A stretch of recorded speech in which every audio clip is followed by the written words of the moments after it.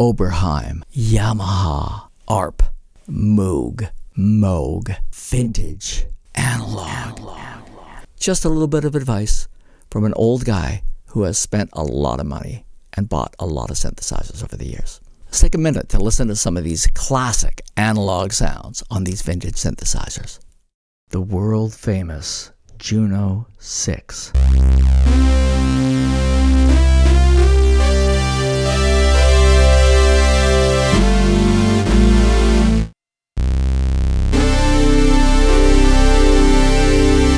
And one of the most popular and sought-after synths in vintage analog history is the Roland Jupiter 8.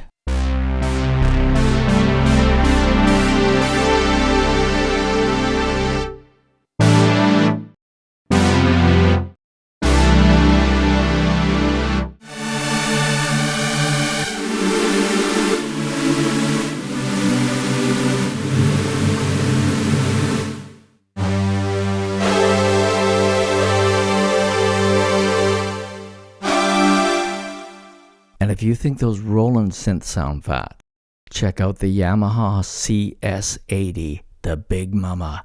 This thing is obese, and it sounds so rich.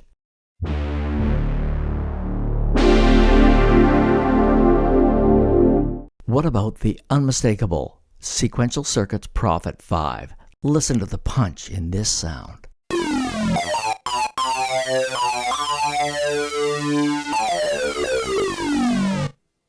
And let's not forget the most famous bass synth of them all, the one that started it all, the Mini Moog.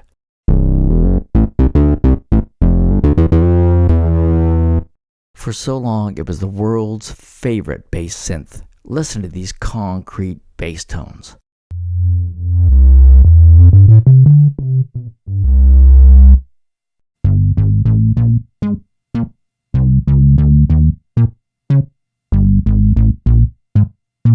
And if you put 6 Mini Moogs in a box and made it programmable, you'd have the Memory Moog.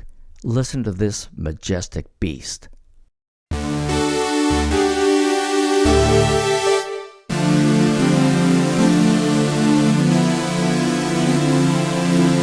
And as far as the Moog line, there is nothing as legendary as the modular.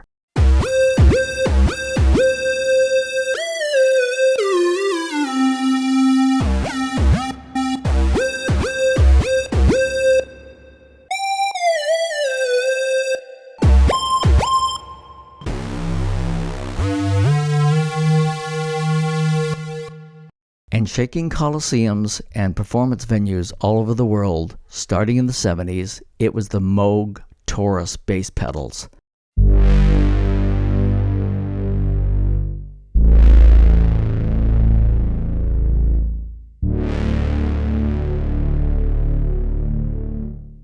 And for a completely different type of sound, there was Waldorf.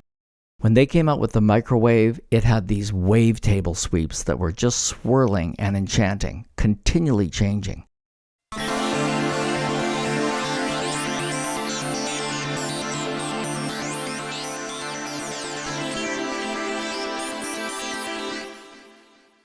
And there's no mistaking that clean FM bite of the DX7 by Yamaha.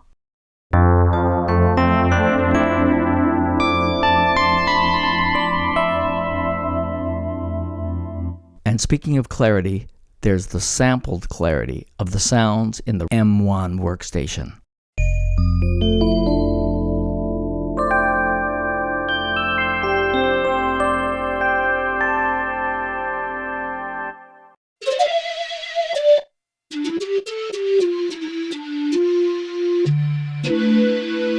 And for a solo that'll cut through anything, nothing compares to the razor edge of a Nord lead.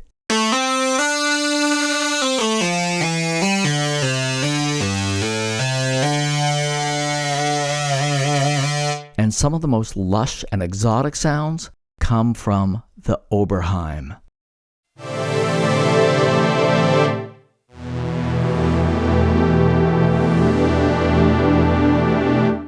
Or what about an old-fashioned 1970s string machine?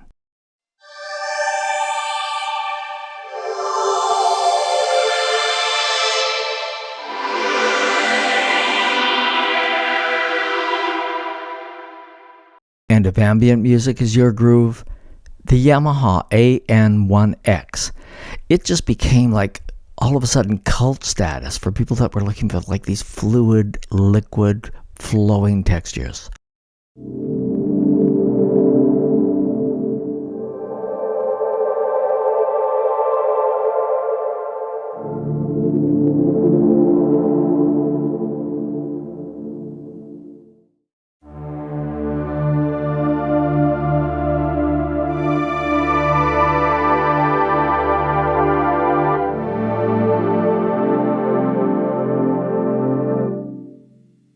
You know you want one. But do you? Do you really want one? Have you thought it through? I don't think so.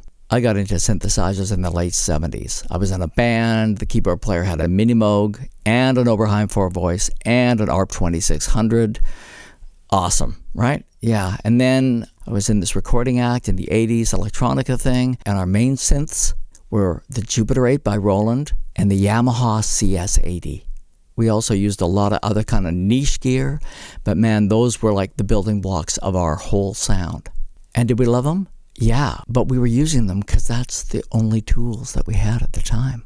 These days, you have options, and you have hundreds of options, and they're different, and they're interesting, and they play well together. So I want to look really carefully at why you might not want to buy a vintage analog instrument. First of all, the price. Okay, I had a couple of Mini Moog Model Ds. Were they amazing? Yeah, they sounded really great. But like these days, they're about 10 grand. I've seen them for $14,000, $15,000. You can buy a Behringer Poly D, a Mini Moog copy, for about 700 bucks. Do they sound the same exactly? No, but they're really close. And how many people can tell the difference? And if you could spend $700 to buy something new instead of like $10,000 to buy something used, I had a Mini Moog, I had a Memory Moog, I had a Multi Moog, I had a bunch of stuff. But I was making huge money on tour and in the studio, and I would just write it off on my income tax. Here's a picture of me playing with a Mini Moog. Here's a picture of my DX7 and my Emulator 2. Here's a picture of my studio with a Sequential Circuits Prophet T8. Man, it was big, it was heavy. Here's a picture of me on stage with my Memory Moog. I bought this refurbished from Moog when I was in Detroit, had it shipped to me. It was $975. Now, if you had to buy one today, don't even go there, man. Don't even go there. First of all, these old synths, they sounded really cool, but they're very limited. Very limited. And most of you may not realize this. Mini Moog doesn't even have presets. It's mono.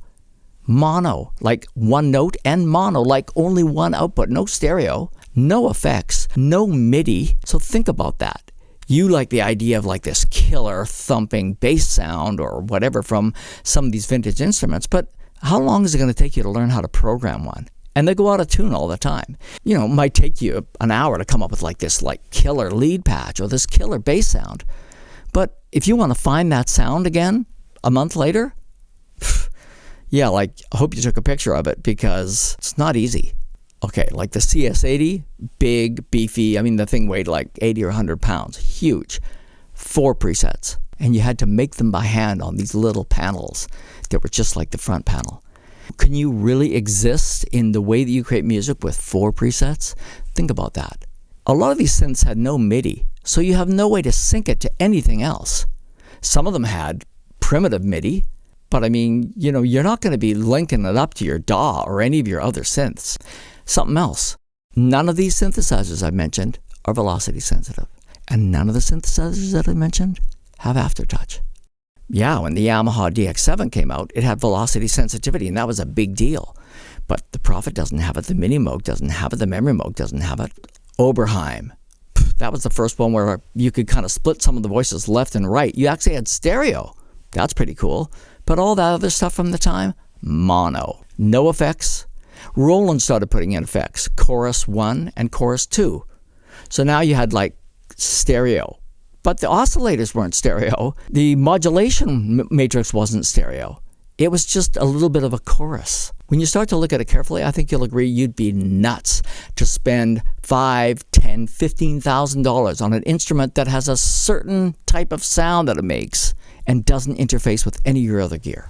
If you want to buy a piece of gear that came out in the 80s, like a Prophet 5 or something like that, where are you going to get parts? There's only a few places where people have parts and know how to fix these things, and that's not cheap. I got a friend with a Minimoog Model D, and he's just sent it like halfway across the country to get someone to try to fix it that has some parts. Hey man, if you want to buy it, let me know, because it's a great thing. But he bought a Behringer Poly D to replace it because he's going to end up with $10,000 in his pocket, and it sounds almost the same.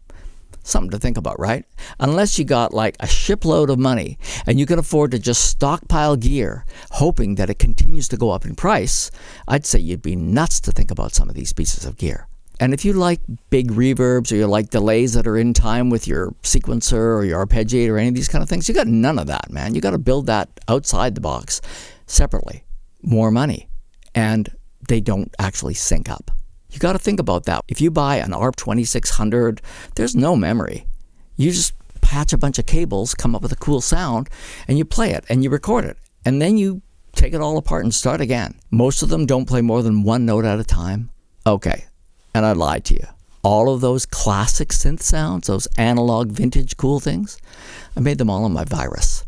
The Virus is the most amazing synthesizer I've ever played. It can emulate all of these other things. Anyway, I'm not here to sell viruses. I'm just telling you, if you're thinking about vintage gear, analog gear, think very seriously about what the appeal is. Because I know there's the gear fetish, and I know that most of us are dying to have one. But you could spend a shitload of money and be really disappointed because it's probably not going to fit into your workflow.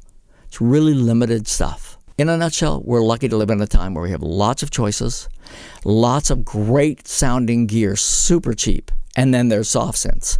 My recommendation to you would be, if you live in a big center, borrow one from somebody, rent one from a music store, and just live with it for a month. You may find that you've had this massive hard-on for a piece of gear, and it is not going to deliver the way that you want it to.